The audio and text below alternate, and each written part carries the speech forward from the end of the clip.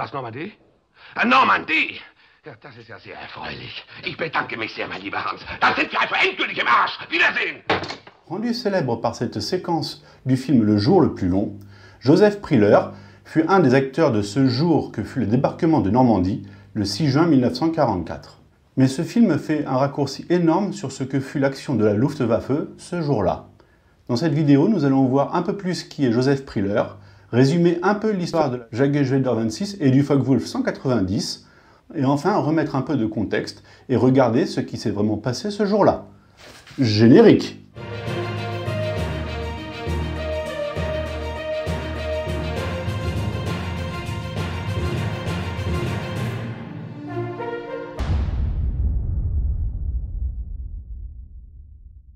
Amateurs d'histoire et de maquettes, bonjour et bienvenue sur l'Histoire par les maquettes. Comme vous l'aurez compris, je vais me concentrer dans cette vidéo sur la partie allemande de la guerre aérienne en cette période de commémoration du débarquement. Tout d'abord, essayons de connaître un peu plus ce personnage qu'est Joseph Priller. Il est né le 27 juillet 1915 à Ingolstadt, en Bavière.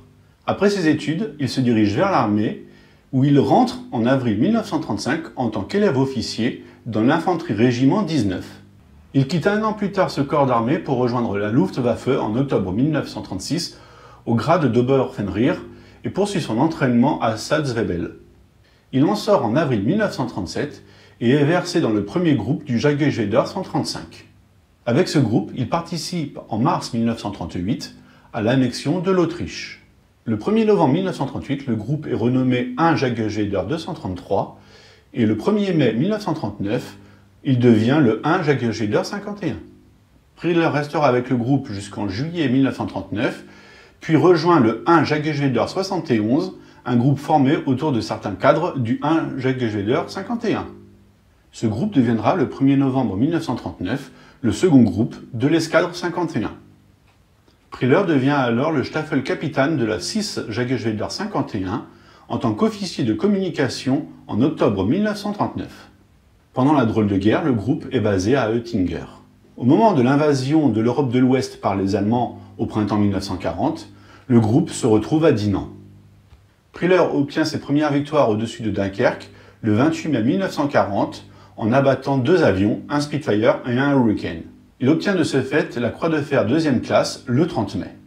Son score atteint 6 victoires le 25 juin 1940, lui permettant d'obtenir la Croix de fer 1re classe le 10 juillet de la même année. S'ensuit la bataille d'Angleterre pendant laquelle il monte son score à 20 victoires, décrochant la croix de chevalier le 19 octobre, sa dernière victoire datant du 17 octobre. Cela fait le 5e pilote de la Jagdgeschwader 51 à avoir cette décoration. Le 19 novembre, suite à une demande d'Adolphe Galland, alors commodore du Jagdgeschwader 26, il est transféré en tant que Staka du 1 Jagdgeschwader 26. La Jagdgeschwader 26 passe l'hiver en Allemagne afin de se recompléter et de se reposer.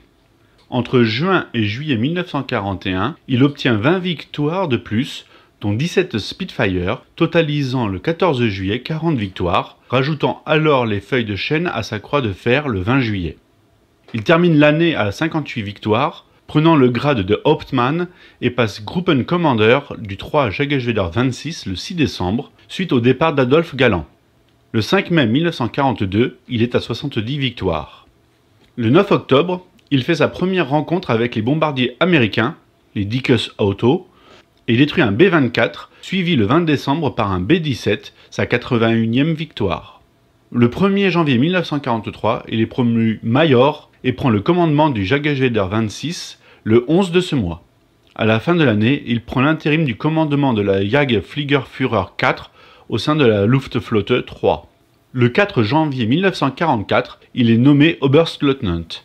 Au matin du 6 juin, il est appelé pour intervenir sur les plages de Normandie, mais ne disposant que de 2 avions opérationnels, il part en mission au-dessus du secteur britannique avec son coéquipier Wodarczyk depuis son terrain de l'île Nord, l'île Bondu, et revient se poser à Creil, base de la Jagdgeschwader 2.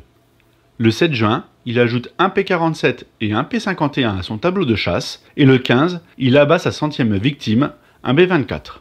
Il est décoré le 2 juillet de la Croix de Chevalier avec feuilles de chêne et épée. Sa dernière victoire sera un P-51 le 10 octobre 1944. Le 1er janvier 1945, il mènera, pendant l'opération Bodenplatte, la Jagdgeschwader 26 et le 3 Jagdgeschwader 54 au-dessus de Bruxelles, Evere et Bruxelles-Grimbergen. Le 28 janvier, il est promu inspecteur der Jagdflieger Ost, un poste qui le tiendra éloigné des opérations jusqu'à la fin de la guerre. Après-guerre, il se marie et devient brasseur dans l'entreprise familiale de son épouse, jusqu'à son décès survenu le 20 mai 1965 d'une crise cardiaque. Ce que l'on peut retenir de ce pilote est surtout son franc-parler, bien représenté dans le film, peu enclin à la politique, il peignait ses victoires sur la svastika de sa dérive, et un sens de l'humour noir.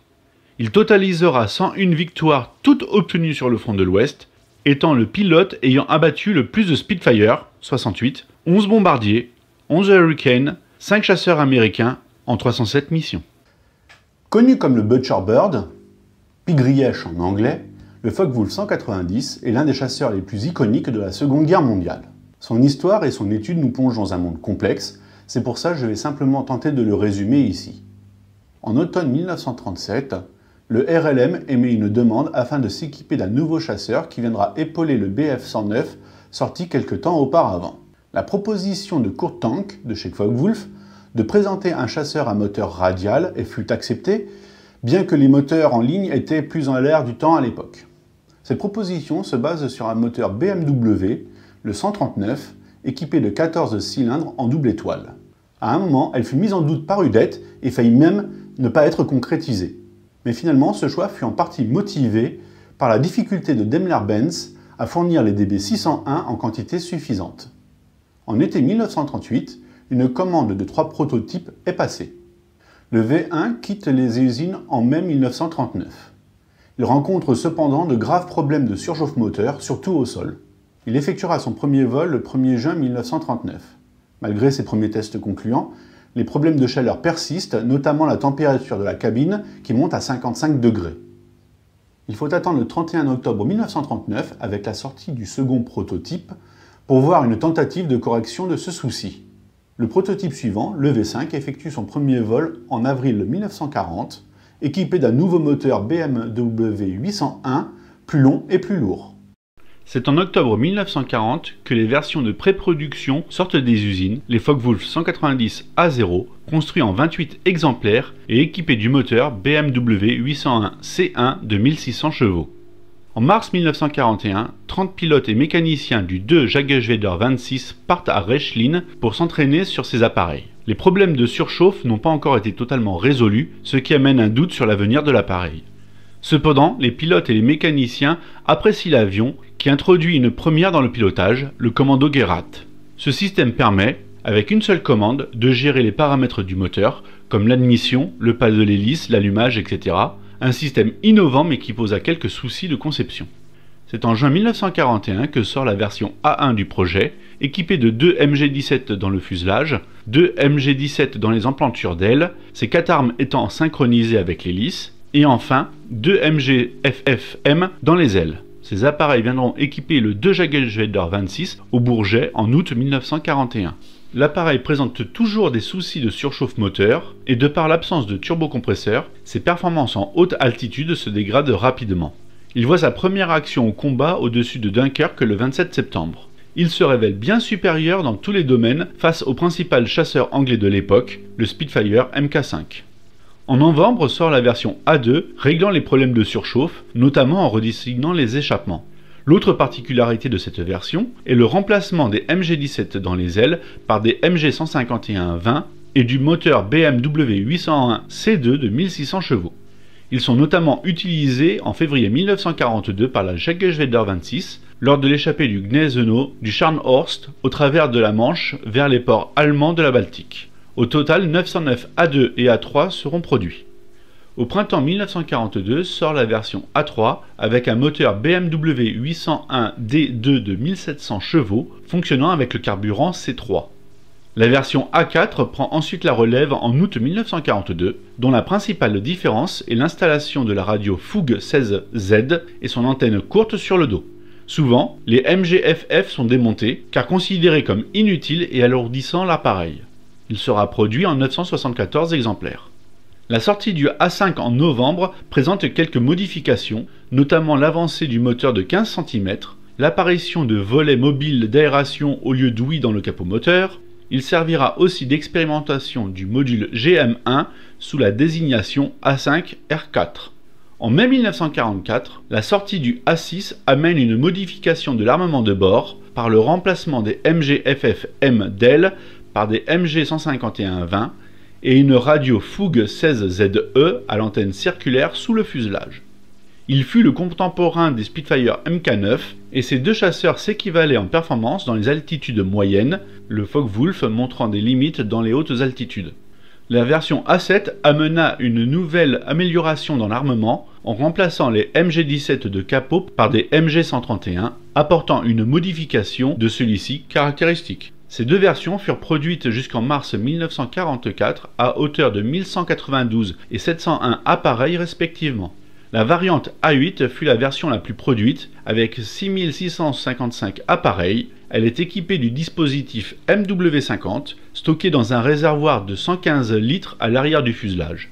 Ce réservoir pouvait aussi servir de réservoir de carburant supplémentaire. Le déplacement du centre de gravité occasionné par cet ajout amena le rack ETC 501, maintenant monté de série, à être avancé de 20 cm. Une autre caractéristique est la présence de la radio Foug 16ZY et de son antenne Morane sous l'aile gauche. Le tube de pitot est aussi déplacé à l'extrémité de l'aile. Les hélices sont des VDM en bois. En fin de production, la canopée est modifiée, offrant une bulle plus prononcée. La dernière version opérationnelle fut le 190A9, doté d'un moteur BMW 801S de 2000 chevaux, équipé d'un ventilateur amélioré. Ce moteur implique une modification du radiateur et du réservoir d'huile. La principale différence externe avec le A8 est sa canopée agrandie, issue du 190 F8. Il fait sa sortie en automne 1944 et construit à 910 exemplaires en parallèle du A8. Au total, c'est 13 291 Focke-Wulf 190A qui sortirent d'usine, toutes versions et sous-versions confondues. Bien sûr, comme tous les appareils allemands, les 190 n'ont pas échappé aux sous-versions d'usine /UX et aux modifications de terrain /RX. Notamment, il fut testé et validé l'installation d'un système de bombardement. Ces modifications sur la version A4, le 190 A4/U3, donnèrent naissance à la version d'appui-feu, le 190 F1 et les suivants. Ainsi, le F8 était basé sur le modèle A8, les F4, F5, F6 et F7 ne furent pas construits. Il disposait d'un rack ETC 250 sous le fuselage et de deux MG 151 à la racine des ailes. De la même façon, la famille G est issue du Focke-Wulf 190 A4/U8, équipé d'un rack ETC 250 sous le fuselage et de racks ETC 50 sous les ailes, ainsi que de tout l'armement de base. Comme le F, les G4 à G7 ne virent pas le jour. Spécification du Focke-Wulf 190 A8. Moteur BMW 801D2 de 1700 chevaux. Envergure 10,55 m, longueur 8,95 m, hauteur 3,95 m, point maximum 4272 kg, vitesse maximum 652 km/h, armement, au niveau du capot 2 MG131 de 13 mm, dans les ailes, à l'emplanture, 2 MG151 20 mm et 2 MG151 au niveau des puits de train. Plafond opérationnel 10 300 mètres et rayon d'action 1035 km. Il y a beaucoup à dire sur la Jaguar Schweider 26, tellement son histoire et quelques-uns de ses pilotes furent célèbres. Je vais faire ici un petit résumé de cette histoire. Nous aurons l'occasion dans d'autres vidéos de revenir sur cette unité. Tout commence en 1936 quand le 3 Jaguar Schweider 134 est détaché à Cologne pour assurer une protection de l'Ouest. Renommé 1 Jaguar Schweider 234 le 15 avril 1937, il est équipé de nouveaux Bf109B au printemps de cette année et le 8 juin est basé à Cologne-Hochheim. C'est la deuxième escadre de chasse à être équipée de ce chasseur. Son commandant est Gotthard Hendrick. Le 1er novembre 1938, le Jaguar Schweider est renommé 132 et prend, un peu plus d'un mois plus tard, le 11 décembre, le nom de Schlageter, un ancien soldat de la Première Guerre mondiale devenu franc-tireur et considéré comme martyr après son exécution par les forces françaises suite à des actes de terrorisme à l'encontre des forces d'occupation de la Rhénanie. À cette même époque, ils perçoivent leur Bf-109E1. Le 1er mai 1939, Le Jagdgeschwader prend sa numérotation définitive de Jagdgeschwader 26. Il les répartit comme suit. Un groupe est le Staff à Düsseldorf, un second groupe à Cologne. Le commodore à l'époque est alors von Schleicht. Au début de la guerre, l'escadre est affectée au front de l'Ouest en protection de l'Allemagne face à la Belgique et la Hollande. Elle est complétée par un troisième groupe le 23 septembre 1939. Durant la drôle de guerre, elle enregistre sa première victoire sur un Curtiss H-75 français le 28 septembre, suivi le 7 novembre d'un Blenheim. Au printemps 1940, durant l'invasion de l'Europe de l'Ouest, elle est basée en Hollande et le 13 mai fait sa première rencontre avec des Spitfire. Les premiers combats au-dessus de la France se déroulent à partir du 16 mai. Le 4 juin, peu après Dunkerque, elle est basée à Calais et 2 jours après, le commandement du 3e groupe est donné à Adolphe Galland. À l'armistice, elle est transférée à Villacoublay. À ce moment, elle totalise 160 victoires pour 17 pertes. Après un retour en Allemagne, elle revient en France, à Calais, le 21 juillet sur les terrains d'Audembert, Marquise-Ouest et Caffier.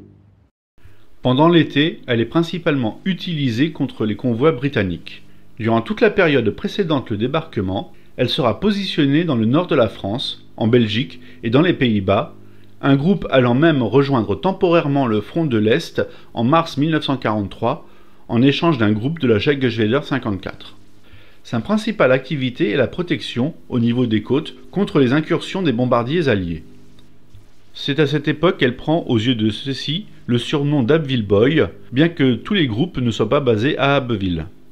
Début 1944, les pratiques alliées concernant les bombardiers et leur escorte changent, visant à une guerre d'attrition sur la Luftwaffe et sur le front occidental. Le 24 avril, le 1 Jagdgeschwader 26 est transféré à Cazaux pour repos. Le 13 mai, le 2 Jagdgeschwader 26 part à Mont-de-Marsan pour un repos et est mis sous le commandement de la Jagdführer Britannie, Jagddivision 5. Entre le 1er mai et le 5 juin, la Jagdgeschwader 26 perd 14 pilotes tués au combat et 6 lors d'accidents, dont 11 Staffelkapitän.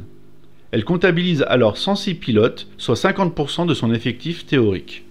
Le matin du 6 juin, la Jagddivision 5 ordonne à Priller de déplacer le Stab à Poix, en Picardie, immédiatement afin de se rapprocher des zones de débarquement. Le 4 juin, 2 Gruppen avaient été mis en retrait, le 1 Jagdgeschwader 26 à Reims et le 2 Jagdgeschwader 26 à Nancy. De fait, il a à sa disposition que 2 appareils fonctionnels au matin du 6 juin et décolle à 8 heures de l'île Bondu avec son ailier Wodarczyk, mettant le cap à l'ouest à basse altitude. Au niveau du Havre, ils montent dans les nuages et en sortent au-dessus des plages de Sword. Piquant alors sur celle-ci à une vitesse de 640 km/h, ils effectuent une passe de mitraillage à 15 mètres du sol. Après cette passe, les avions remontent dans les nuages et retournent se poser à Creil. Dans l'après-midi, les 3 groupes atteignent la zone de débarquement et participent aux 172 sorties de la chasse effectuées ce jour-là. Peu de détails ont survécu, mais au moins un P-51 est revendiqué contre la perte de 1 Focke-Wulf 190. Le Stab fut ensuite redirigé à Chaumont pour plusieurs semaines. Le 1 Jagdgeschwader 26 près de Cormeilles et Boissy-le-Bois, le 2e groupe à Guyancourt et le 3e à Villacoublay. Durant cette période, l'équipement du Stab 1 et 2 Jagdgeschwader 26 était des Focke-Wulf 190 A7 et A8, le 2 Jagdgeschwader 26 ayant des Bf-109 G6. Le 7 juin, le groupe 1 et 2 revendiquent 8 victoires contre 2 pertes, et le lendemain, le 2 abat 4 chasseurs américains, et le groupe 3, 2 pour la perte d'un pilote. En prévision du débarquement en Normandie, Eisenhower met la pression sur la Luftwaffe afin de l'éradiquer du ciel. Afin de mener à bien cette mission, il confie à Doolittle l'organisation des opérations de bombardement ainsi que la doctrine de protection apportée aux bombardiers. Le but maintenant est d'écraser la Luftwaffe au sol et d'avoir une attitude offensive dans la chasse. Les résultats de cette nouvelle doctrine commencent à se faire sentir dès fin février, avec une perte de près de 18% de la chasse allemande ce mois.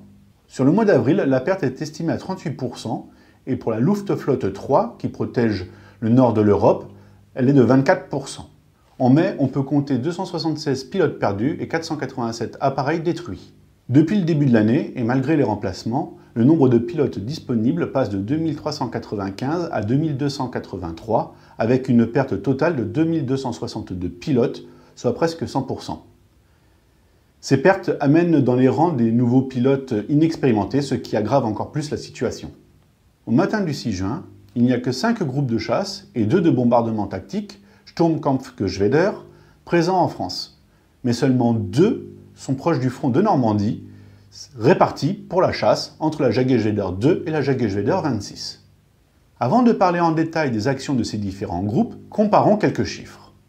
Les Alliés, au 6 juin, mobilisent 5400 chasseurs sur un ensemble de 12 485 avions. Ils effectueront 14 674 sorties. Face à cela, la Luftwaffe n'effectuera que 12 missions de combat et 3 319 sorties, soit un ratio de 1 pour 50. Au niveau des pertes, les Alliés enregistrent 6 bombardiers et une cinquantaine de chasseurs, la plupart abattus par la flak.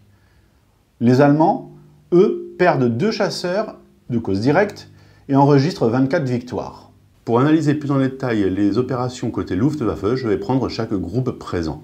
Nous allons commencer par le 1 Jagdgeschwader 2. Il est basé, au matin du 6 juin, à Nancy et est composé de 20 appareils. Il décolle à l'aube pour rejoindre Creil et s'équiper de fusées. À 9h30, 12 avions redécollent en direction de Bayeux pour attaquer les navires puis les plages, coulant au moins une embarcation, puis prennent la direction de Senlis face à l'imposante chasse ennemie.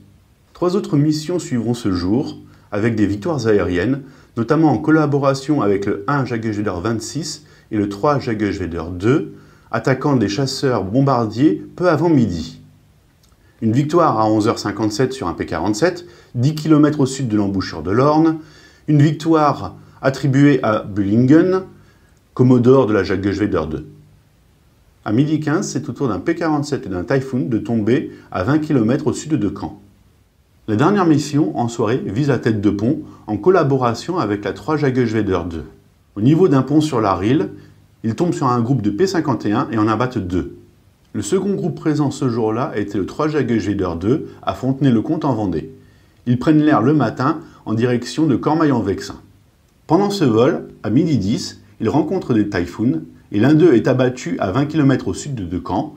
2 autres sont abattus à l'est de la ville. Vers 18h, une nouvelle sortie est effectuée et ils abattent un Typhoon à l'est de Caen. Ils effectueront une dernière mission en soirée avec le premier groupe. Le troisième groupe à pouvoir opérer ce jour est le 1 Jagdgeschwader 26 basé à l'île Bondu.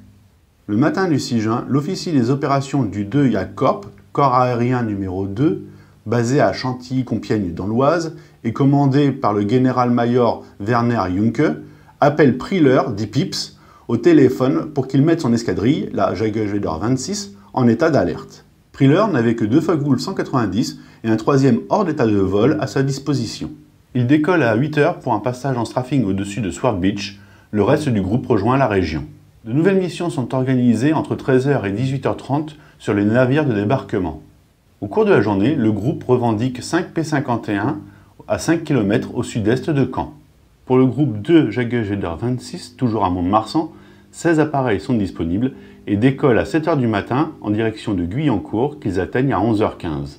Dans l'après-midi, un affrontement avec des P-51 a lieu dans une localisation imprécise, certainement du côté de Rouen. Enfin, pour le dernier groupe de chasse, le 3 Jagdgeschwader 26, basé à Nancy, les appareils disponibles rejoignent Cormeilles dans la matinée. Il y a dû y avoir des sorties, mais aucune archive ne confirme ce fait. Parmi les unités aussi présentes se trouve le 1 SKG-10 Schnellkampfgeschwader, équipé de Focke-Wulf 190 G8 notamment.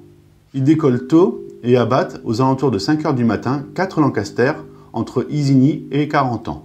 À partir de 10h, les opérations sont lancées en continu, schwarm par schwarm, au-dessus des plages du débarquement, participant notamment à l'attaque d'un navire.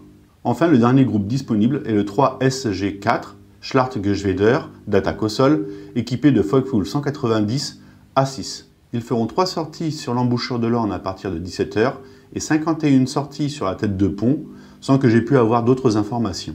Comme on peut le constater avec ces différents éléments, il est très difficile pour la Luftwaffe d'atteindre sans risque les plages du débarquement, et ce fait est majoré par le manque de moyens disponibles à ce moment. Les premiers renforts arriveront dès le lendemain, notamment d'Allemagne. Le diorama illustrant cette vidéo est le Focke-Wulf 190 A8 de Joseph Priller pendant la période printanière de 1944. Sommes-nous le 6 juin? Je ne saurais dire, Mais quoi qu'il en soit, Joseph semble impatient de prendre l'air, son avion étant en cours de ravitaillement. La maquette est le A8 de chez Edward, au 1/48e, accompagné de décals et d'add-ons. Les figurines sont issues du kit ICM Luftwaffe. Quant à la Kettenkraft et le générateur, ils sont de kit Tamiya. En faisant un clin d'œil à une photo connue mais plus ancienne, j'y ai glissé une BMW rouge qui, je pense, n'était pas forcément là à cette période. Cette voiture est issue d'un fichier d'impression 3D.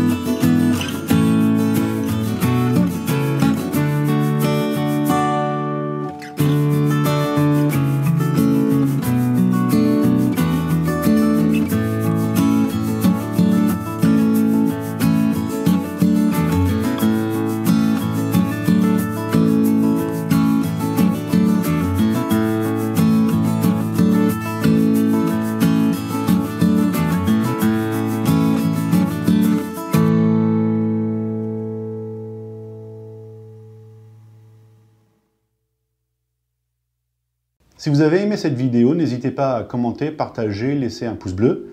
Comme d'habitude, vous trouverez en description les sources et bibliographies qui m'ont servi pour cette vidéo, notamment le livre « La Luftwaffe face au débarquement ». Je vous remercie et vous donne rendez-vous pour une prochaine vidéo. À bientôt!